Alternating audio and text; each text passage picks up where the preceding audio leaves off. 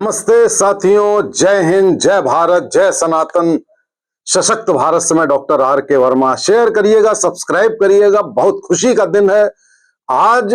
दिल्ली, भारत का हृदय, उसको मुक्ति मिली आप और पाप से, उसको मुक्ति मिली आपदा से।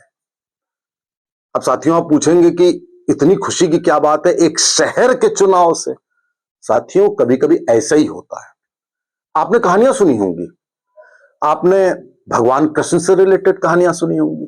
भगवान कृष्ण कई बार लोगों को मुक्ति दिलाते थे। नरकासुर की कहानी सुनाई होगी, उन्होंने कई हजारों स्त्रियों को छुड़वाया था। आपने दुर्योधन की कहानी सुनी, कंस की कहानी सुनी। इस तरह कृष्ण जी ही नहीं, कई देवता, कई देवता स्वरूप राजा इस तरह से लोगों को मुक्ति दिलाते थे। और आज मोदी जी के प्रयास मुख्यतया और बाकी पूरी पार्टी, हम सब लोगों के प्रयासों से हमें दिल्ली में मुक्ति मिली है इस आपदा से। अब साथियों लेकिन एक अंतर है। अंतर यह कि उन कहानियों में हम देखते थे कि लोग प्रताड़ित हो रहे हैं, मारे काटे जा रहे हैं, यातनाएं दी जा रही हैं, और उसके बाद जाकर के उनको मुक्ति मिलती थी। यहां पे क्या था? यहां पे साथियों एक डिफरेंस था। यह डिफरेंस था कि यहां पर इस व्यक्ति को राजा बनाने वाले दिल्ली के लोग ही थे। लोगों की बहुत ज्यादा गलती नहीं थी, वो भोले भाले।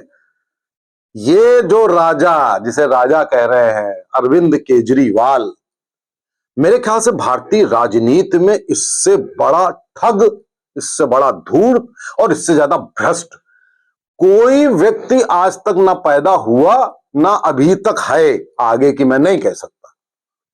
ऐसा मैं इसलिए कह रहा हूं कि ये भोला भाला चेहरा बनाकर, सूती कमीज और चप्पल पहनकर लोगों को जिस तरह मूर्ख बनाता है, बनाता रहा है, उसकी आप कल्पना नहीं कर सकते हो। इस बार भी इसने यही कोशिश जारी रखी।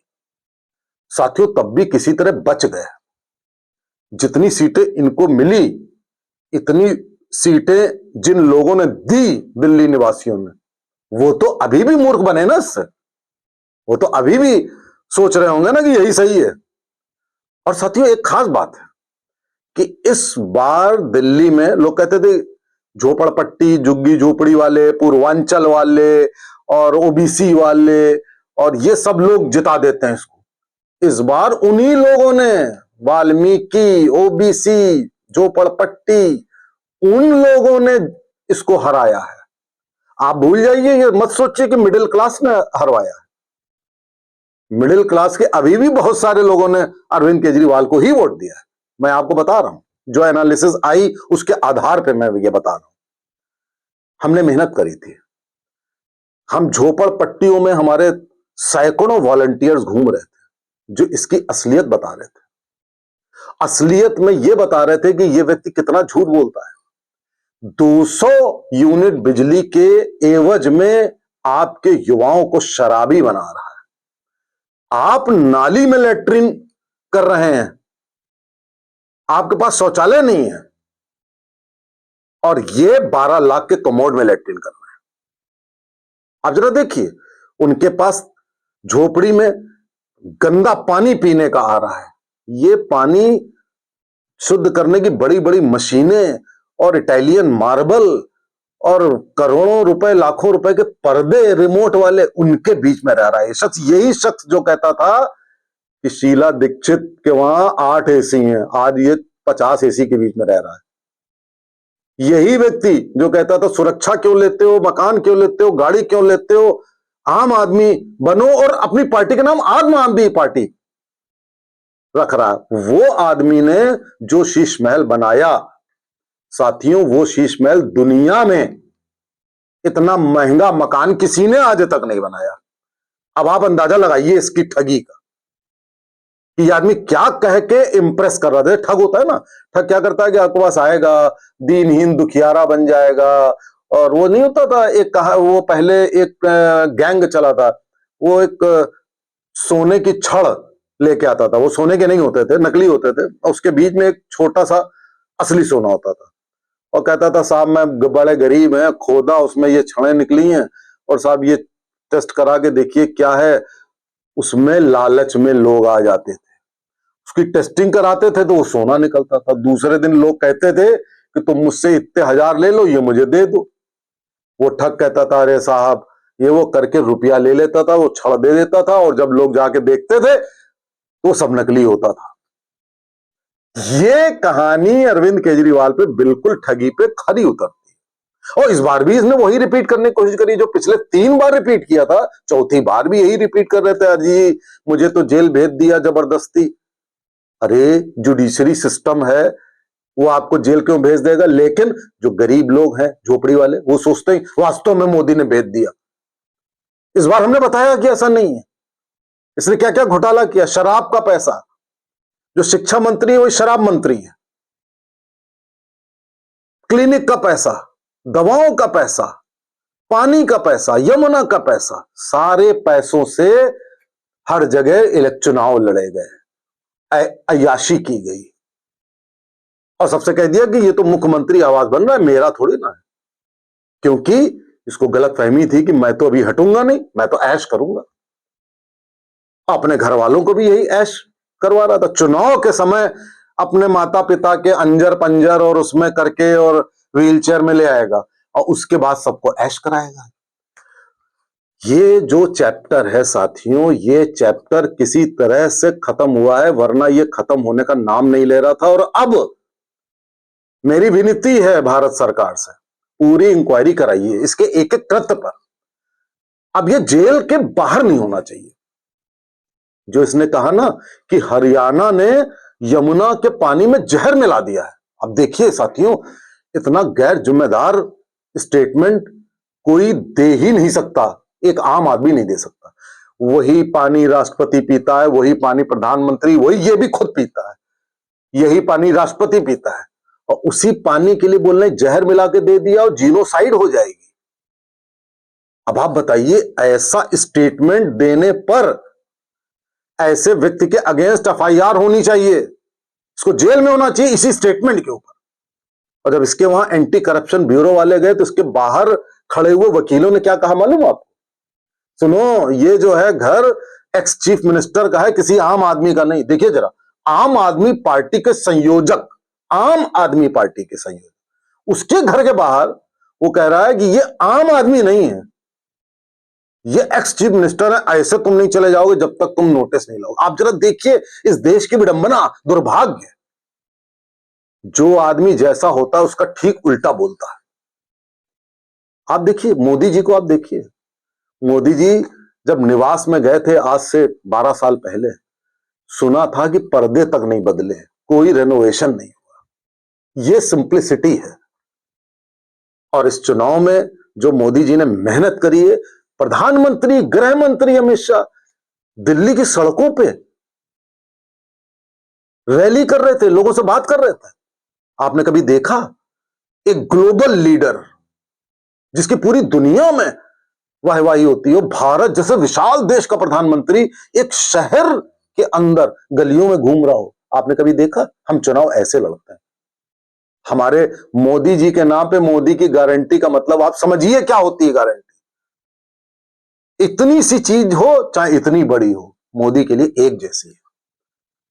और मैं ये मानूंगा कि पिछले चुनाव इतनी गंभीरता से नहीं लड़े गए जितनी गंभीरता से यह चुनाव लड़ा गया। क्यों? क्योंकि दिल्ली के निवासियों को इसकी गिरफ्त से आजाद कराना था, जो ये रेवड़ी कल्चर देता है। इसीलिए हमको भी कहना पड़ा, हालांकि वो बहुत गलत है, लेकिन अगर नहीं करते तो हम कैसे उन लोगों को निजात दिलाते? हमें करना पड़ा। अब साथियों बात करते हैं मिल्कीपुर की। मिल्कीपुर में हम बहुत बड़े मार्जिन से जीते। वो जो अखिलेश यादव, बहुत ही अव्वल दर्जे के घमंडी नेता, जो संसद में ये इनके जो अवधेश प्रसाद हैं उनको लिए लिए घूमते थे, बगल में बैठाया करते थे ऐसे करके, ये अयोध्या के राजा हैं, तमाचा मारते थे। ये भारत के 100 करोड़ सनातनियों को तमाचा मारता था ये व्यक्ति। ये अयोध्या के राजा ये है, भगवान राम नहीं है। तुमने राम मंदिर बना लिया होगा, हम नहीं गए तो आए राम मंदिर। अयोध्या के राजा राम नहीं है, ये है। मतलब ऐसा व्यक्ति, अब वो मैं कह नहीं सकता हूं किस किस्म के व्यक्ति को ये राजा कह रहे थे। खैर, जातिवादी सोच से ग्रसित, MY फैक्टर से ग्रसित इस शख्स ने यह नहीं सोचा कि तुम जहां के लिए कह रहे हो वहीं का तुम्हारा यादव और दलित हमको वोट देगा। उसने कहा कि हम शर्मिंदा हैं कि हमसे यह गलती हो गई। कई लोगों ने कहा साथियों, और वहां पे दलितों ने, यादवों ने बीजेपी को वोट दिया। उन्होंने कहा यह हमारी सम्मान और इज्जत की बात है। साथियों देखिए, हम जातिवाद में अखिलेश या आरजेडी या वो कौन साउथ में है, इन सबसे नहीं जीत सकते। हमारी टीआरपी है राष्ट्रवाद, भारतीयता, सनातन। ये जब हम करेंगे और मेहनत करेंगे, अपने कार्डर बेस्ड मेहनत करेंगे, जब तक हमारा सामाजिक जुड़ाव नहीं होगा लोगों से। अगर सामाजिक जुड़ाव हो जाए तो आप दिल्ली में देखिए, हमको सबसे ज्यादा वोट तो दलितों ने और झुग्गी झोपड़ी वालों ने दिए, ओबीसी ने दिए। कहां जातिवाद हुआ? मैंने हमेशा अपने वीडियोस में आप लोगों से यह बात कही है कि जातिवाद तभी होता है जब तक लोगों में असंतुष्टि होती है। जिस दिन लोग संतुष्ट हो जाएं, सामाजिक रूप से आपसे जुड़ जाएं, जातिवाद नाम की कोई चीज नहीं होती। जैसे 2014 में मोदी को हर जाति के व्यक्ति ने वोट दिया था, वो सबसे बड़ी विक्ट्री थी। तो आप देखिए, मिल्कीपुर में मुंह की खाए, दिल्ली में चिराग तले अंधेरा जो रहता था वहां उजाला हो गया। साथियों, जो 2024 जून में हमें सेटबैक मिला था, जो सेटबैक हमको मिला था, उसकी भरपाई हम हमेशा सीखते हैं। हमने ये सीखा कि हमें मेहनत ज्यादा करनी, हमें गांव-गांव में, गरीब में उनसे जुड़ना है, और सामाजिक जुड़ाव से भौगोलिक जुड़ाव, और सामाजिक भौगोलिक जुड़ाव से राजनीतिक जुड़ाव, और एक एक व्यक्ति से टारगेटेड कैंपेनिंग करनी है। कैसे रिजल्ट नहीं मिलेगा? हरियाणा देख लो, महाराष्ट्र देख लो, ठीक है। और मैं झारखंड में कहूंगा हमारी ही गलती थी। झारखंड में हम स्पेसिफिक नहीं थे, झारखंड में हम एक एक आदमी से हमने बात नहीं करी थी, हमें कम सीटें आई। अगर हम वहां भी ये करते तो वहां भी ये रिजल्ट नहीं होता साथियों, आज मैं बता रहा हूं। खैर, दिल्ली हो गया, मिल्कीपुर हो गया, हरियाणा, महाराष्ट्र सब खत्म हो गया। अब थोड़ी शांति रहेगी।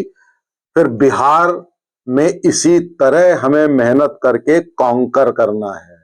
बिहार को भी हमें आजाद कराना है, और हमें कुछ ऐसा करना है। पिछले वीडियो में मैंने आपको बताया था कि हमें केवल चुनाव के वक्त ही मेहनत नहीं करनी, हमें अपनी एक टीम हमेशा तैयार रखनी चाहिए जो 5 साल सामाजिक जुड़ाव में लगी रहे, हमसे जुड़ी रहे। साथियों, बहुत ज्यादा डेवलपमेंट से वोट नहीं मिलते, चाहे जितना अच्छा शासन कर लो। हमारा उत्तर प्रदेश में बीजेपी का बहुत अच्छा शासन था, कल्याण सिंह का, सबका बहुत बढ़िया था, हम हार गए उसके बाद।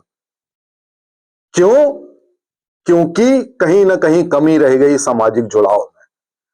तो इन सारे इलेक्शन से बीजेपी को, हमको, सबको यह सीख लेनी चाहिए कि राजनीति बहुत आसान है। 5 साल जुटे रहिए, लोगों को बताते रहिए, रेवड़ी बांटने की भी जरूरत नहीं है, केवल जुड़ाव की जरूरत है। लोग रोटी से ज्यादा सम्मान के भूखे होते हैं। जिस दिन हमने लोगों को सम्मान दे दिया, उस दिन कोई जातिवाद नहीं है, कोई फैक्टर नहीं है, वो आपको भी सम्मान देंगे। नमस्ते, जय हिंद, जय भारत।